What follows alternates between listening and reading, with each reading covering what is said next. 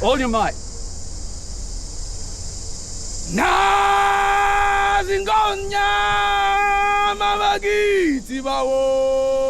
the song you were just singing down there.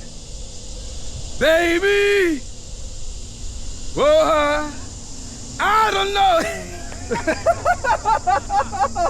Oh, I can't believe we've embarrassed him. Awesome. The man that sings in public all the time. I have to bring myself to it. I think it's really important, especially as a creator, to try to avoid egocentrism. To try and avoid being the center of attention. Yeah. So I try wherever possible to create so that I'm not the center of attention. So when we were coming in here today, when you asked me to come in, and you're talking about, in a lot of your videos, why people are unbroken, what it is about them. And I'm thinking, how do I make this not about me? Today in Karawatha Forest, we're exploring how to avoid egocentrism.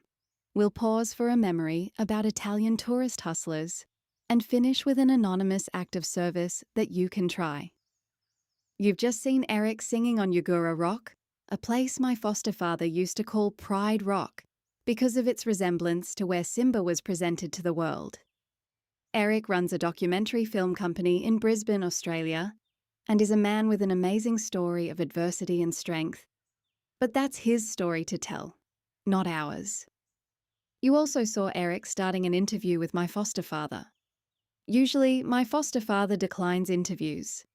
He finds them too focused on him as an individual, and he deliberately tries to avoid that kind of egocentrism. He prefers to be a quirky prop in the background of more important stories. But he agreed to be part of this Unbroken 61 documentary because it explores the exact questions we focused on in our last chapter. That is, what is it that makes people stronger after adversity, rather than breaking them? He hopes to pass that torch to Eric and Ellie, the documentary makers walking through the noisy summer cicadas with him now, because he believes that they will do a better job with the concept than Plog Vlog ever could. While Ali films Eric and my foster father picking up litter, let's talk about the wellness aspects of stepping out of the spotlight. In his travels, my foster father has noticed a clear pattern. People who talk more about their passion projects than they talk about themselves often seem more psychologically well. As a creator on social media, the pull toward egocentrism is constant. The platforms reward self-promotion, personal drama, and manufactured pride, much like standing on an electronic pride rock and seeking applause. But that kind of self-centered focus is notoriously brittle. It traps you in a loop of monitoring how you are perceived by strangers. By intentionally avoiding egocentrism, by making the work about the message, the place, or the project instead of ourselves, we protect our mental well-being.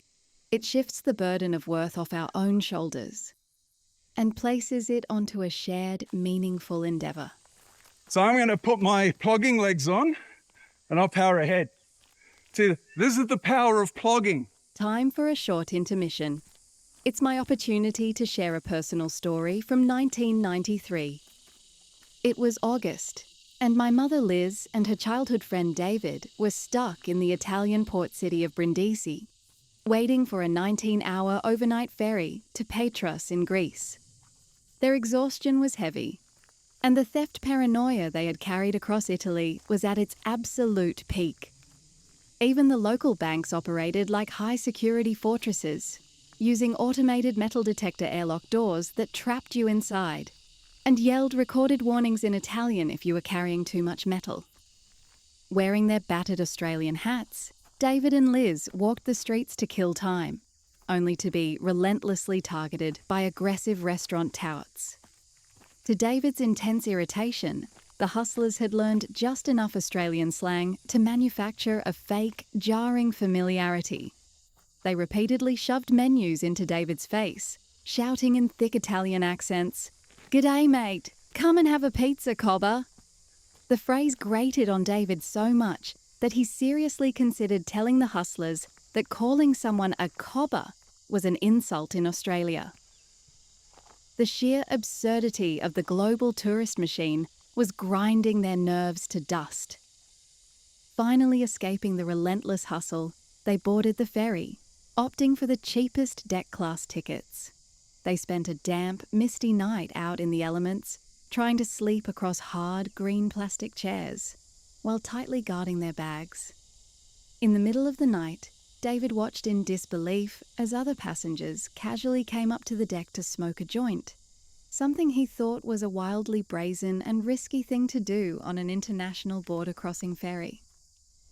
It was a stark contrast, moving from the high-stress paranoia of fortress banks and fake familiarity into the damp, gritty, but strangely liberating reality of sleeping on plastic chairs in the middle of the ocean.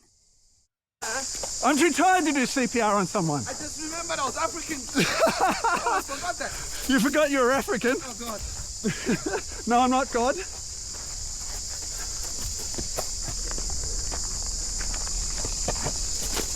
I think we've lost our cameraman.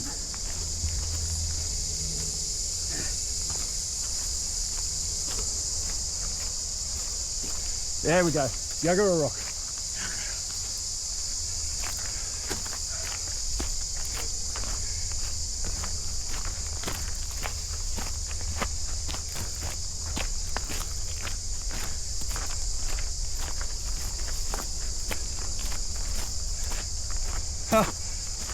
Plate. This rubbish is served up on a plate.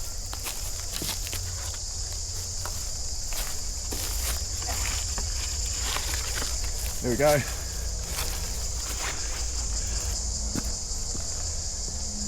need a break. You can have a break at the top.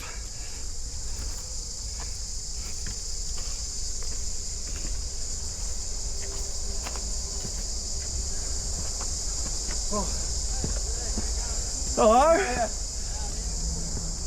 Sorry to interrupt your...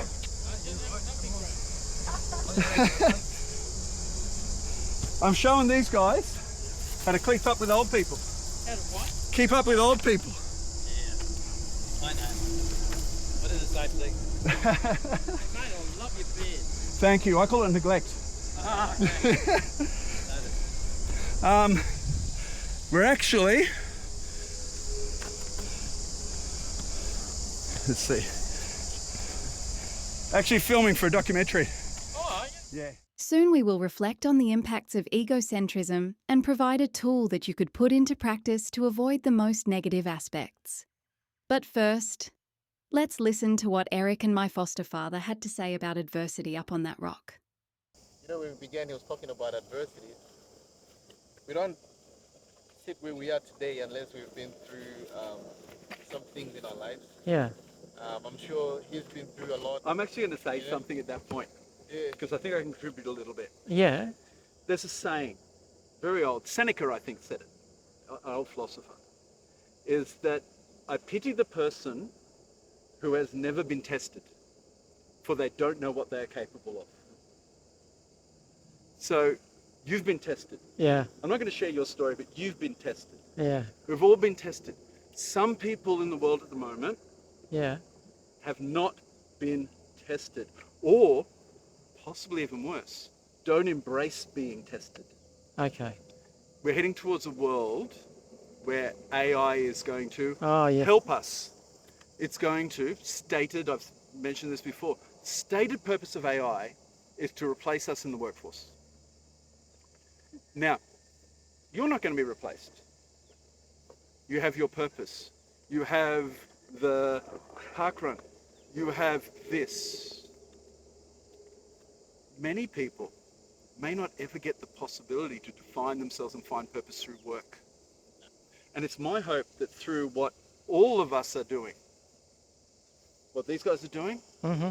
what we're doing here with our own filming, is meeting people like you who can share that purpose, that drive, that response to adversity that results in post-traumatic growth rather than post-traumatic disorder. Oh, okay. Yeah, I So agree. you recently went through serious trauma that put you in hospital. I won't share too much. Oh, yeah, yeah. Yeah. You let's say 10 years ago, went through serious trauma Yeah. to put you in hospital. Yeah. You're both on top of this rock. Let's get back now to avoiding egocentrism and make all this useful to you. When we obsess over ourselves, our own image, status, or comfort, we activate what neuroscientists call the default mode network, the part of the brain associated with self-referential rumination. Overactivity in this network is consistently linked to higher levels of anxiety and dissatisfaction. The tool to combat this is something called a non-egocentric audit, done by deliberately thinking about and engaging in tasks and projects where you are not the centre of the story. Just like how the Unbroken 61 team works to shine a light on others' resilience, rather than on the filmmakers themselves. You could try an anonymous act of service today.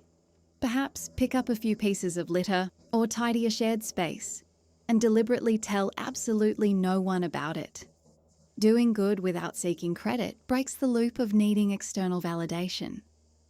Perhaps the next time you get asked to feature in a documentary, you could flip it to be all about something more important. If you want to see how that can be done, you'll find a link to Unbroken 61's interview with my foster father in the description. See that tower over there? See the little spire? Yeah. You sing into that. Go. Wait, what tower? See that tree sticking up? You are singing to that tree with all your might.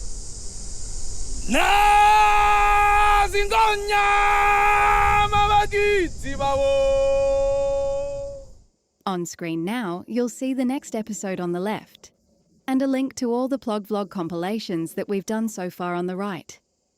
And please, as always, pick up 5.